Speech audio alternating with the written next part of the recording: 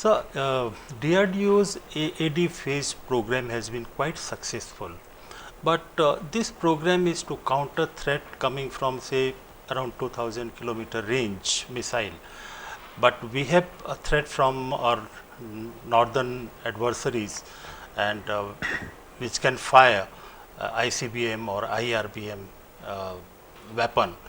So, do we have any program in place to counter such a threat like ICBM, IRBM, or do you also have any program like AAD Phase 2, and if it is there, then where are you going to test it? See, our ballistic missile defense program consists of two phases. So, Phase 1, we are developing capabilities to intercept missiles up to the range of 2000 kilometers. so In phase 2, we will be intercepting missiles beyond that. beyond what range? Beyond 2000 kilometers, 5000 plus, and so on. So that our immediate area we are taking adequate protections. Now that development requires that you should be able to detect at a longer distance, you should be able to intercept at a larger distance, and your missiles should be highly agile. That work is going on, so we expect that within a year or so we should be able to test that class within of a year or systems. so, the Phase 2 of AAD can be tested. Yes, but there are a little few problems. So, Today, unfortunately, India has got only one missile range. yeah. So, in that missile range, we can fire only one type of missile, because today if you see all the missiles are tested between Balasore and or Wheeler Island. Wheeler Island, yes. So, we do not have any other geometry to test it. It is necessary that India should develop some more ranges from which we can test this class of system. Is there any work going on in this So, direction? we are identifying certain areas which can be used, which have a separation distances of In more than south of 1000 India? plus kilometers within the Indian territory, of course, so that we can simulate the 5000 kilometers, 3000 kilometer range missiles. Because I must have that kind of velocity, I must have that kind of inclination angles, the Yes. paths to be able to really test. So, we are working on development of alternate ranges and then go with the. So, that means the Phase 2 can be tested only after a new range is identified and developed, or can it be tested from the existing range also? From the existing range alone it cannot be tested. Okay. Okay. We must have an alternate range. Alternate range can be on ground or it can be a floating range, but ideally you should have both. Both. That is the type of capability which needs to be created as a national initiative to make it happen first. And single missile range is otherwise also very vulnerable, because if your missile range is at one particular place, in case of any war or something, it can be a target, easy target. Right. So, are you also looking from that point of view also? That is also one of the criteria, that we must have alternatives, we must have options. And India is a huge country, relatively speaking, not as big as China, not as US, but today if you see major countries have multiple ranges. Yes. Many of these have US, China, they have got 7 ranges and so on.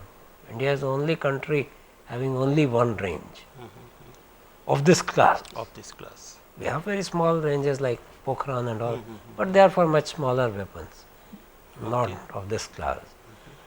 We need to have some more ranges, and we are working on it. I think the requirement and necessity has been acknowledged, and the work is going on to identify suitable places and how to develop them. So, some critics have raised questions over the effectiveness of AAD Phase 1, and often they compare it with the PAC 3 or THAAD systems. So, what's your comment on that? The comparisons are always slanted. Right. So, let us not look at comparisons. But if you see purely the success record of our, we have had 6 tests so far, and all 6 have fully met their objectives and intercepted. In the last case, we had simulated scenarios of multiple missiles coming also. Once we get the new ranges, I will be able to simulate the missiles coming from 2 totally different directions also.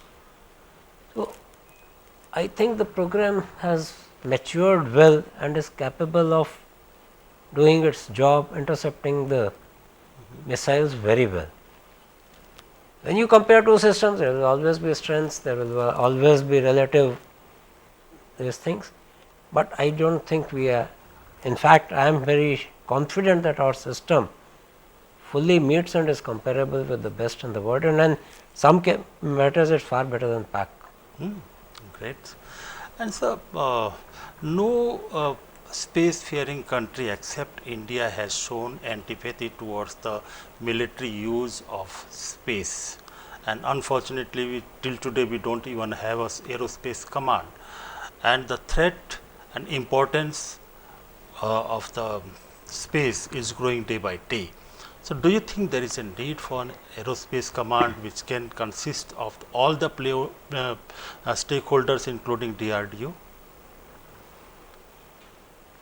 First of all, militarization of military use of space has been going on for a long time. Yes. By all nations. It is in terms of the gathering intelligence, gathering imagery for the military use. That has been a standing. People tracking the ballistic missile launches from space, those capabilities have been developed. So, military use of space has been available for all countries and is being extensively but not used. India, because India has always shied away. I do not think there is any dedicated satellite for military use, except I think the Israeli made. Why we should have dedicated satellites? If you have a multi-use satellite, that is a better option. That is not issue. Issue is, are we getting the required inputs from the what we need? Okay. Okay. And I am sure we are getting what we need. Okay. As far as the aerospace command is concerned, you are right. I think the country needs now, with the expanding scope of space security issues, with the expanding need, and if you see the world over, the space and the civil space and the defense space are 2 independent segments, whether it is US, Russia or anywhere. So, I think it is a opportune time to think of a national aerospace command which should integrate many of these initiatives and bring them to fore. And should it be with the armed forces itself, or all the stakeholders should have some participation in it? See, as far as the command is, all stakeholders will have to play a role. That I do not think any doubt should be there in anybody's mind. Finally, who controls it, that is more of a policy decision, and we will leave it to the policy makers. Okay. So, this NAAG missile tests have been going on for quite some time, and the user has not been able to accept it fully, and its air version, that is HELINA, is also I think under trial. So, when are these 2 systems will be ready for induction, and what are the issues that it is getting so late? NAAG is one program where we started when we were not mature in some of the critical technologies. It has gone through a turbulent phase, because when we initiated the missile, we did not have any phased array seeker. We thought we will be able to develop, but for some reasons it could not be done. By the time we could get some seekers from some place, it was already a lot of time had elapsed, and now evaluation of those seekers, we have a unique environment in our desert. Yes, sir. Okay, the kind of temperature variations, the kind of humidities that occur in our deserts. Normally deserts are very dry. Our deserts are not that dry. but the temperatures still vary quite a lot. So those seekers we found are not adequate. We need to have higher resolution. Now we have, that came out only when we started testing. Okay. We had initially very good tests, in fact about 10 missiles had put dot on hit on the tanks, front attacks, top attack, all the modes which are possible. But then we found that certain periods of the day it's not very effective. Now we are working on, along with our use services also, we are working with better seekers. We are hoping, we are going to try it out in this summer, and if that is successful, we'll have the next year we'll have the full-fledged trials of the missiles with the modified there was seekers. some issue with the launcher also, the size of the launcher. Size of the launcher is not really an issue because we have now made the launcher which meets all the amphibian requirements and That is NAMICA. NAMICA.